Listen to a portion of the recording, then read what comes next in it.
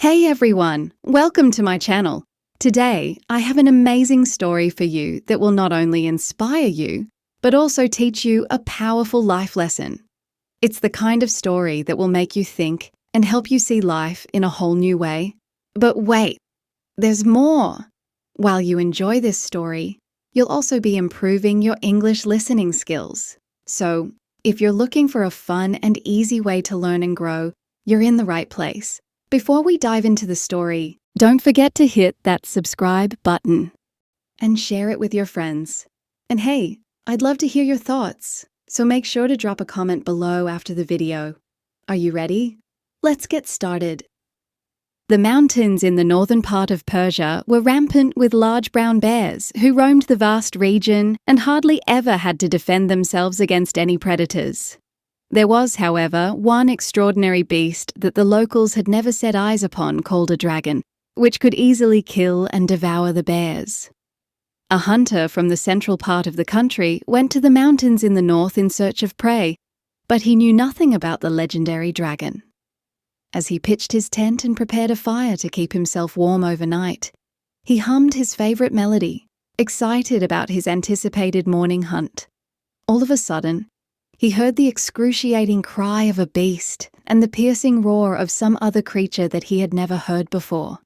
His curiosity was aroused, and he picked up his bow and arrow and swiftly but carefully approached the scene of the fight. Right there before him was the elusive dragon with fire coming out of his mouth as he flashed his huge, sharp teeth at an enormous bear, the latter standing on his hind legs preparing for the imminent fight.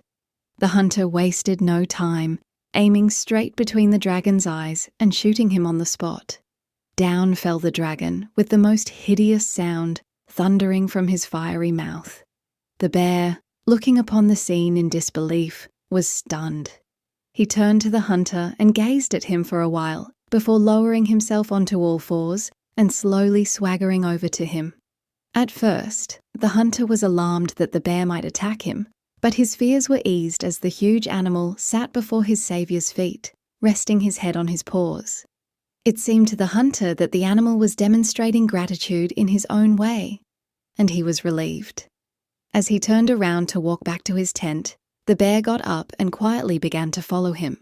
From that day on, the bear never left the hunter's side, and the hunter gradually became accustomed to his presence.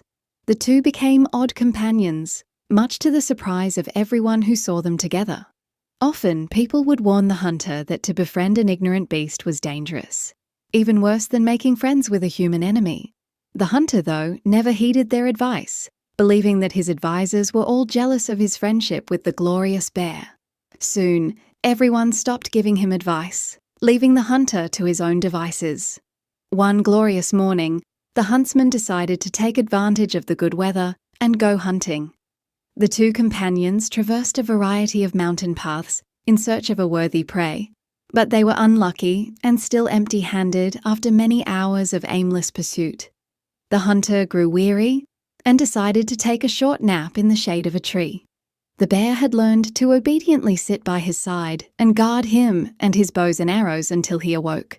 As the hunter slept deeply, dreaming of beautiful long summer days, a fly began to circle above his head, buzzing noisily. The hunter waved at the fly in his sleep, tossing and turning, but the fly would not relent. The bear, whose one and only aim in life had become the constant care of his master companion, could not succeed in waving off the fly either, and he became frustrated and impatient. The fly's incessant buzzing would not quiet down, adding to the bear's exasperation.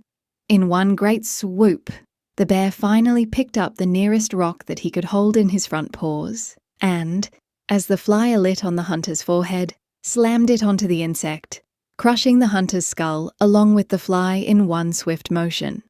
Such is the result of keeping company with the ignorant, albeit with the best of intentions.